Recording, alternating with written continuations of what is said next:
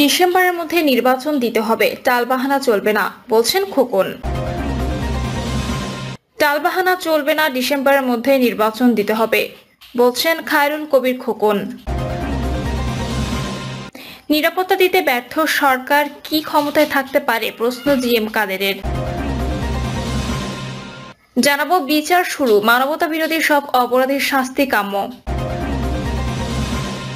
এবং সর্বশেষ জানাবো প্রবাসী ভোট, জামায়াত এনসিপি মতামত দিয়েছে, সাড়া নেই বিএনপির। শুনছিলেন সংবাদ শিরোনাম, এবারে বিস্তারিত।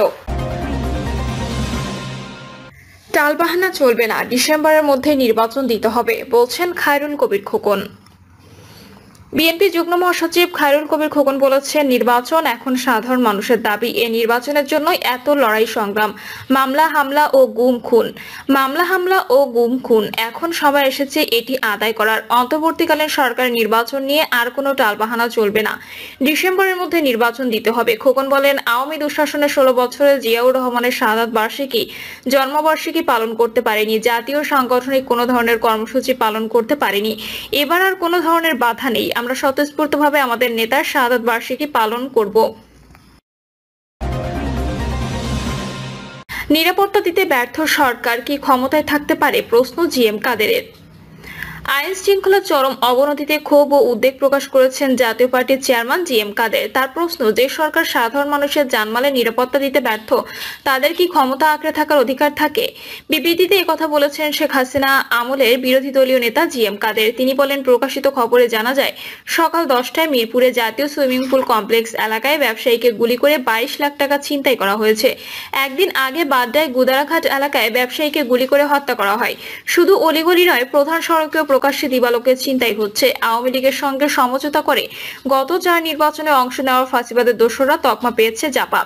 জিএম কাদের 5ই আগস্টের অভ্যুত্থানের পর গঠিত অন্তর্বর্তী সরকারকে সমর্থন দিয়েছিল। অভ্যুত্থানের ছাত্র নেতারা জাপাকে সরকারের কার্যক্রমে ডাকার বিরোধিতা করায় দলটি আর ডাক পাচ্ছে না। জিএম কাদেরও সরকারের সমালোচক হিসেবে আবির্ভূত হয়েছেন। বিবৃতিতে তিনি বলেছেন, সন্ত্রাসীদের দৌরাত্ম্য জনজীবন অনিশ্চিত হয়ে পড়েছে। ঘর থেকে বের হলে ঘরে ফেরার স্বাভাবিক নিশ্চয়তা নেই। বর্তমান সরকার মানুষের জীবনে নিরাপত্তা দিতে পারছে না, বারবার আশ্বাস দিলেও বাস্তবতা ভিন্ন। বিচার শুরু, মানবতা বিরোধী সব অপরাধীর শাস্তি কাম্য। জুলাই অভ্যুত্থানের সময়ে সংঘটিত মানবতা বিরোধী অপরাধের বিচার প্রক্রিয়া শুরু হয়েছে, এটা একটি ভালো খবর। প্রকৃতপক্ষে এই বিচার প্রক্রিয়া দ্রুত শুরু করে শেষ করার দাবি সমগ্র জাতিই বলা যায়। এই বিচার প্রক্রিয়ার সঙ্গে আগামী নির্বাচনের সম্পর্ক রয়েছে। অভ্যুত্থান চলাকালে চানখার পুলে সংঘটিত মানবতা বিরোধী অপরাধের মামলার তদন্ত প্রতিবেদন আনুষ্ঠানিকভাবে আমলে নিয়েছে আন্তর্জাতিক অপরাধ ট্রাইব্যুনাল। শুনানি শেষে বিচারক মোহাম্মদ গোলাম মর্তুজা মজুমদারের নেতৃত্বে 3 সদস্যের ট্রাইব্যুনাল আনুষ্ঠানিকভাবে গ্রহণ করেছেন তদন্ত প্রতিবেদন।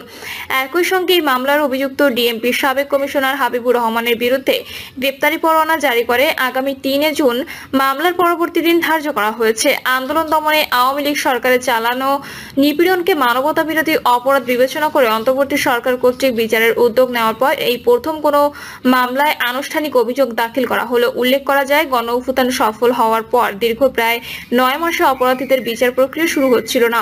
এতে দেশবাসী, বিশেষত অভ্যুত্থানে অংশগ্রহণকারীদের মধ্যে যারা নিহত ও আহত হয়েছিলেন তাদের পরিবারগুলো ক্ষোভ প্রকাশ করে আসছিল।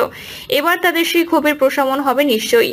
প্রকৃতপক্ষে সমগ্র দেশবাসীর প্রত্যাশা করে অপরাধীরা শাস্তি পাক এবং সেটা ন্যায় বিচারের মাধ্যমে। জুলাই অভ্যুত্থানে মানবতা বিরোধী অপরাধ করেছে যারা, তারা ন্যায় বিচারের মাধ্যমে শাস্তি না পেলে জাতির জন্য তা চির কলঙ্ক হয়ে থাকবে। মামলা হয়েছে অনেক, কোনো মামলায় নির্দেশনাও আসামি হয়েছে বলে খবর বেরিয়েছে। প্রতিপক্ষের বিরুদ্ধে প্রতিহিংসার বশবর্তী হয়ে যাদের আসামি করা হয়েছে, আমরা আশা করব তদন্ত প্রক্রিয়া তাদের অভিযোগপত্র থেকে বাদ দেওয়া হবে। তাছাড়া আদালতের সুবিচারের প্রতি আমাদের আস্থা রয়েছে। দেশে বিদ্যমান মামলা জটে মানবতা বিরোধী অপরাধের বিরুদ্ধে মামলাগুলোর নিষ্পত্তি কতটা দ্রুততার সঙ্গে করা যাবে, এটা এক প্রশ্ন বটে। তবে আগামী দিনে দেশকে অপরাধ মুক্ত রাখতে হলে শাস্তির দৃষ্টান্ত স্থাপন করে অপরাধ প্রবণদের একটা শক্ত বার্তা দিতেই হবে। আমাদের পুলিশ ও বিচার বিভাগ এই দৃষ্টান্ত স্থাপন করবে, এটাই প্রত্যাশা। প্রবাসী ভোট, জামায়াত এনসিপি মতামত দিয়েছে, সাড়া নেই বিএনপির। প্রবাসী বাংলাদেশিদের সংশ্লিষ্ট দেশে বসেই ভোটাধিকার প্রয়োগ নিয়ে রাজনৈতিক দলগুলো লিখিত মতামত নির্বাচন কমিশনকে জানানোর কথা থাকলেও বিএনপি এখনো সাড়া দেয়নি। তবে বাংলাদেশ জামাতে ইসলামী, জাতীয় নাগরিক পার্টি সহ অধিকাংশ দল তাদের মতামত দিয়েছে। তিনি বলেন, বিএনপি ছাড়া অধিকাংশ দল তাদের মতামত দিয়েছে। বাংলাদেশ জামাতে ইসলামী, জাতীয় নাগরিক পার্টি মতামত দিয়েছে। এক্ষেত্রে সবাই জোর দিয়েছে অনলাইনে ভোটিং ব্যবস্থার পক্ষে। 1.5 কোটি প্রবাসীর ভোটাধিকার প্রয়োগের ব্যবস্থা নির্ধারণে গত 29 এপ্রিল রাজনৈতিক দলগুলোর সঙ্গে এক সেমিনার করে নির্বাচন কমিশন। তার আগে বুয়েট, এমআইএসটি ও ঢাকা বিশ্ববিদ্যালয়ের বিশেষজ্ঞদের নিয়ে গঠিত কমিটির কাছে প্রবাসীদের জন্য অনলাইন প্রক্সি ও পোস্টাল ব্যালটে ভোট দেওয়ার ব্যবস্থার উপর কারিগরি মতামত চায় সংস্থাটি। পরে ওই সেমিনারে দলগুলোর সামনে 3 কারিগরি টিম থেকে 3টি প্রস্তাবনা উপস্থাপন করা হয়। দলগুলো তাৎক্ষণিক মতামত দিলেও দলীয় ফোরামে আলোচনা করে 15 দিনের মধ্যে লিখিত আকারে চূড়ান্ত প্রস্তাব দেওয়ার কথা জানায়। ওই দিন জামায়াত ইসলামী, এনসিপি প্রক্সি ভোটিং ব্যবস্থা নিয়ে সন্দেহের কথা জানায়।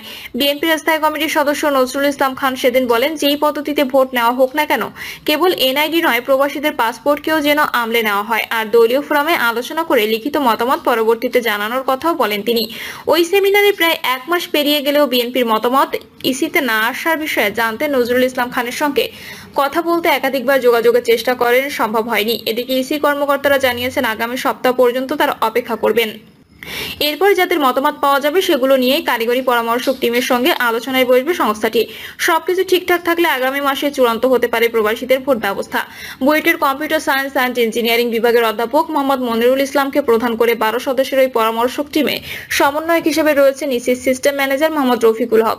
অন্য সদস্যদের মধ্যে রয়েছেন এমআইএসটির সাবেক কমান্ডেন্ট অবসরপ্রাপ্ত মেজর জেনারেল ওয়াহিদুজ্জামান, জাতীয় পরিচয় নিবন্ধন অনুবিভাগের সাবেক মহাপরিচালক ব্রিগেডিয়ার জেনারেল সালেম আহমদ খান, নির্বাচন কমিশনের সাবেক ভারপ্রাপ্ত সচিব মোহাম্মদ জাকারিয়া ও আইন শাখার যুগ্ম সচিব মোহাম্মদ ফারুক আহমেদ, ঢাকা বিশ্ববিদ্যালয়ের কম্পিউটার সায়েন্স অ্যান্ড ইঞ্জিনিয়ারিং বিভাগের অধ্যাপক মোস্তাফিজুর রহমান, ডাক অধিদপ্তরের মহাপরিচালক, Bangladesh association of software and information services প্রশাসক, পররাষ্ট্র মন্ত্রণালয়ের মহাপরিচালক ও এমআইএসটির কম্পিউটার সায়েন্স অ্যান্ড ইঞ্জিনিয়ারিং বিভাগের সহযোগী অধ্যাপক লেফটেন্যান্ট কর্নেল মোহাম্মদ নজরুল ইসলাম।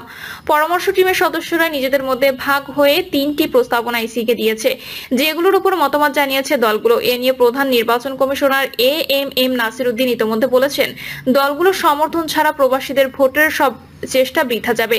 আমরা পরবর্তী নির্বাচনে অন্তত শুরু করতে চাই, অন্তত যাত্রা শুরু হোক। পৃথিবীর বিভিন্ন দেশে শুরু করে আবার এগোতে পারেনি, অনেক দেশ চালু করেছে, অনেক দেশ চালু করতে পারেনি। পৃথিবীর বিভিন্ন দেশে শুরু করে আবার এগোতে পারেনি, অনেক দেশ চালু করেছে, অনেক দেশ চালু করতে পারেনি। প্রিয় দর্শক, এই ছিল এখনকার সর্বশেষ সংবাদ। আপডেট সব সংবাদ পেতে চ্যানেলটি সাবস্ক্রাইব করে বেল আইকনটি ক্লিক করে রাখুন।